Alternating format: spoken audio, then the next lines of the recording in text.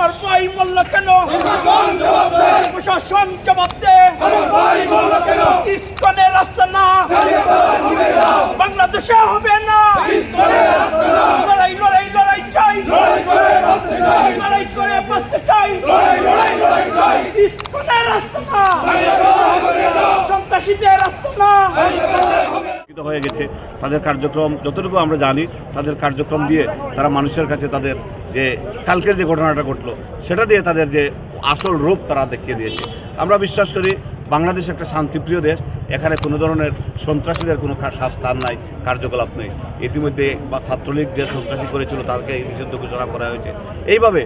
এইভাবে অবশ্যই এই সংগঠনের বিভিন্ন জিনিস তদন্ত করে যখনই ব্যবস্থা পাওয়া যাবে সমস্যা মানে তারা যখনই এইসব সন্ত্রাসের সাথে জড়িত আছে তাদেরকে সেটা জনগণের দাবি, যেটা কিন্তু জনগণ করছে। এটা পাশাপাশি আমি বলতে চাই এই ঘটনা নিয়ে যাতে কেউ গোলাপানিতে মাছ শিকার করতে না পারে, আমাদের সাম্প্রদায়িক সম্প্রীতি নষ্ট করতে না পারে।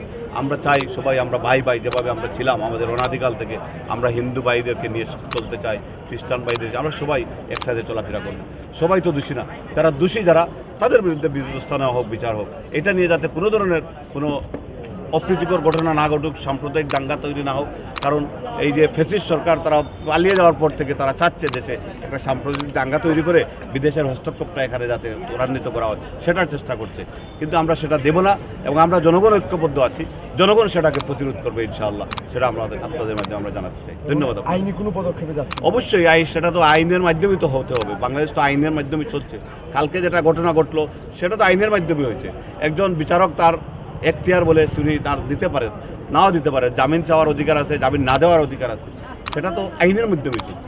উনি আইনের প্রতিকার পাবেন, অসুবিধা কী? কিন্তু সেটা নিয়ে একটা হত্যাকাণ্ড ঘটিয়ে দেবে, সমস্ত আদালত প্রাঙ্গণকে তারা কোলাপস করে ফেলবে, আদালতের আইনজীবীদের উপর হাত তুলবে, বিচারকের দরজা বা তালা মারবে, নৈরাজ্য সৃষ্টি করবে, সেটা কিন্তু কোনো অবস্থাতেই আমরা মেনে নিতে পারবো না। ভবিষ্যতে এই ধরনের কেউ কার্যকলাপ করতে চাইলে অবশ্যই আমরা সেটা প্রতিরোধ করব, সেটা আমরা হতে দেবো না।